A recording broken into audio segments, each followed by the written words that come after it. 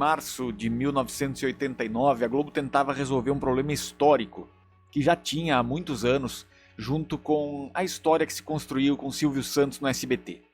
Um dia historicamente problemático para a Globo ia ser resolvido pelo Gugu, que acabou declinando o convite pouco antes de estrear e voltou para o SBT.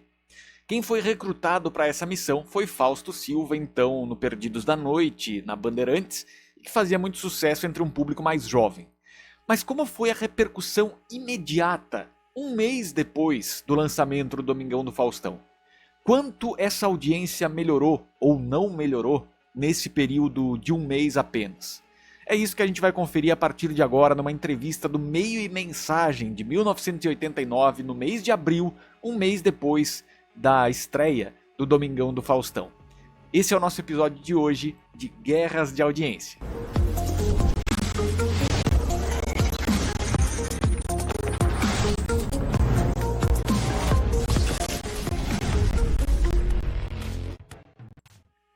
Muito boa noite para você, bom dia, boa tarde, o horário que você estiver acompanhando.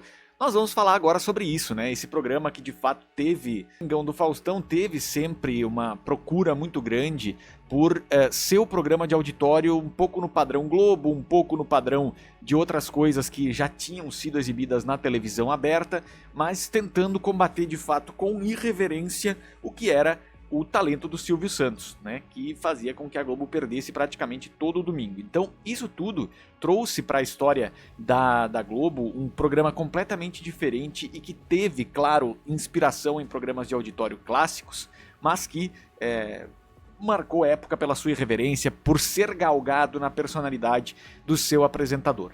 E é isso que a gente vai trazer para vocês a partir de agora, aqui numa entrevista muito interessante que a gente tem de 1989, do Meio e Mensagem, em que o jornalista Célio Franco, que conversou com o Faustão em 24 de abril de 1989, trouxe um pouco do que era a audiência um mês depois da estreia do Domingão do Faustão. Vamos conferir? Vamos lá então. Responsável por uma bem-humorada virada na programação das tardes de domingo da Globo, Fausto Silva acabou levando com sua irreverência e deboche os índices de audiência globais a outros patamares, bem mais folgados em relação à concorrência. Depois de um mês de estreia do Domingão do Faustão, a Rede Globo pulou em São Paulo de uma média de 23 pontos no dia 19/3, uma semana antes da entrada do programa no ar, para o patamar de 33 pontos, média do penúltimo domingo, dia 16 de abril. No Rio, a Globo, que tinha nessa faixa horária das 16 às 19 uma audiência de 21 pontos, acabou saltando para 31. Nessa entrevista, Fausto Silva explica o porquê do sucesso do Domingão e as dificuldades de fazer um programa com seu estilo debochado e às vezes desbocado para um público muito diferente do antigo Perdidos na Noite. Ele fala também sobre o seu lado de garoto propaganda e revela em primeira mão o tipo de programa que pretende fazer em televisão, o novo tipo que pretende fazer em televisão. Vamos lá. Você é considerado, isso é 89, tá? Você é considerado por muitos como o Chacrinha do ano 2000. O que você acha dessa comparação? Não deixa de ser um elogio, diz Fausto Silva. O Chacrinha foi a maior escola de comunicação do Brasil. Na verdade, ele me ajudou muito. Eu tinha um bom relacionamento com ele na época do rádio. Mas aí o Faustão traz a distinção, né? O que acontece é que o único ponto em comum com ele é a irreverência. O Chacrinha era o personagem do Abelardo Barbosa. O Fausto Silva é ele mesmo. Outra diferença é que o meu programa nunca teve júri, mudou depois, nem calouro, mudou depois, e bailarinas, mudou depois, né?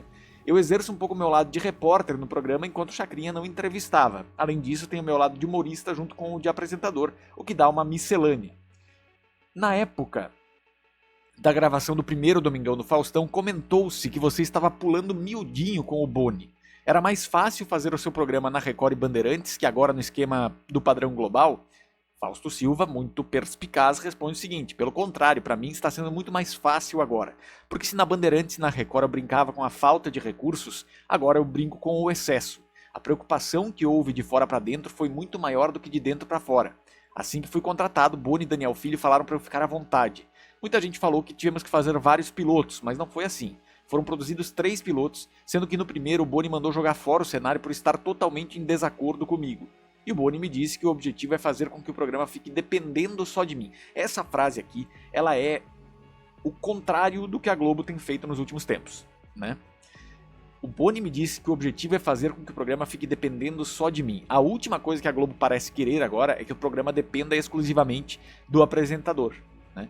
E foi isso que trouxe o sucesso do Domingão do Faustão e de tantos outros projetos, né? A diferença é que as pessoas estão percebendo que fazer um programa no sábado às 10h30 da noite é uma coisa e no domingo à tarde é outra, é outro tipo de público.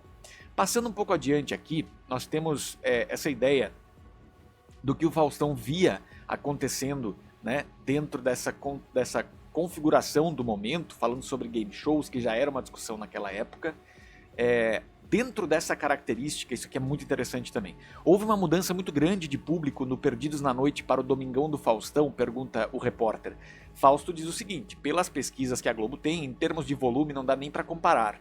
Antes o Perdidos dava 8, 10 pontos de Ibope, o que era uma boa audiência naquele horário em termos de bandeirantes. Na Globo o programa chega a dar picos de 47 a 50. Agora o público da tarde é bem maior. Esse público é bem mais careta, mais família, mas eu acho que dá pra fazer descontração e irreverência mesmo assim. A prova disso é que está dando resultado. Então vejam, colocaram um cara que tinha 30 e poucos anos, na época, Faustão, completamente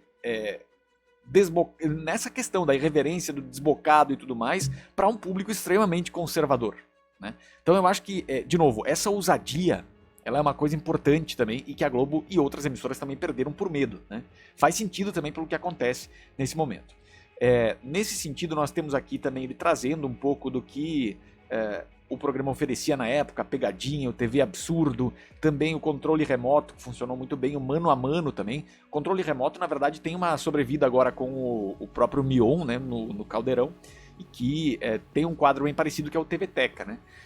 Nesse sentido, na parte lúdica, todo mundo tem coisas semelhantes disso aqui, o Faustão. É música, entrevista, jogos, competição, basicamente isso. Que o Domingão não tenha debate, calouros, bailarina e júri. Mudou depois, que toda a televisão brasileira tem. Outra coisa é que o Domingão é um programa descentralizado, sai do eixo Rio-São Paulo. Tem a agilidade e o dinamismo do rádio e a participação de todas as centrais da Globo com o jornalismo e o esporte. É isso. Muito bem, depois aqui, nesse sentido, a gente trazer também o que aconteceu na época do Gugu ter sido a primeira opção. Temos aqui a pergunta do meio mensagem. O que se comenta é que acabou sendo bom para a Globo o Gugu ter ficado no SBT. E agora estão falando que o Silvio pensa em puxar o show de calouros para fazer páreo contigo. A briga vai esquentar se isso se concretizar? Pergunta o glorioso repórter. Ao que Faustão responde. Desde o começo, Daniel e o Boni falaram que tinham detectado por pesquisa uma faixa de público entre 12 e 35 anos, que hoje não assiste mais televisão, que me curtia. Em nenhum momento eles falaram que queriam um programa para competir com o Silvio Santos. Se fosse assim, eles fariam um programa rigorosamente igual. Se fosse assim, teriam dado o programa a um apresentador da casa, distribuindo mais prêmios que o Silvio, e isso a Globo tem condições de fazer. Então, desde o início ficou claro que o Domingão era para um outro tipo de público. Tanto é que o Silvio continua com audiência alta. Trata-se de um público fiel. Mas os estilos de apresentação do Silvio, do Gugu e Fausto são diferentes. E tem público para todo mundo. Sempre muito político também, né? O Faustão conseguindo se desviar de perguntas que fizessem ele falar mal de concorrentes, né? Além do Domingão, você pensa em fazer algum outro tipo de programa? Eu tenho uma ideia que é um programa também de entrevistas de variedades, só que no estúdio com várias pessoas as mais diferentes possíveis. Participariam pessoas das mais diversas possíveis conversando no mesmo programa, porque o Brasil é o país do contraste. Então, o grande contraste está aí. O que pode sair da conversa entre Jorge Amado e Maguila? Que papo daria entre Cremilda e Arthur Moreira Lima? Ô louco. Enfim, nós temos também ali mais detalhes nessa entrevista sobre o Faustão, garoto propaganda, comercial da Globo, né? Mas acho que o mais interessante de ver de tudo isso é o quanto, de fato, foi uma injeção na audiência da Globo a chegada do Faustão em questão de um mês crescer 10 pontos, né? E ainda assim, o Silvio Santos dava uma boa audiência também, mas o Domingão do Faustão consegue suplantar o SBT no domingo, coisa que a Globo tinha muita dificuldade de fazer. Espero que vocês tenham gostado do episódio de hoje. Coloquem aqui nos comentários se vocês lembram dessa época, se vocês já estudaram essa época, tudo mais, pra gente poder comentar por aqui. Esse foi mais um Guerras de Audiência.